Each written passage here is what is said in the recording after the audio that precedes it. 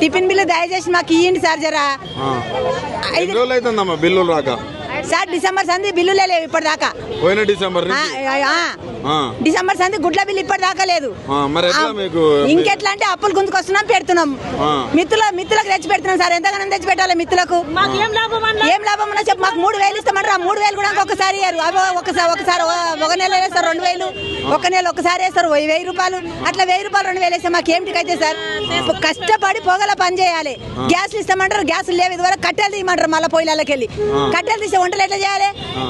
పైనుంచి వచ్చే బియ్యం అన్న మంచిగా వస్తుంది. బియ్యం ఒక్కటి వస్తాయి, చిన్న పురుగులు రావు సార్. అందులో బియ్యం కూడా చక్కంగా వచ్చే ఒక్క బియ్యం కూడా చక్కంగా ఎట్లా చేస్తామంట?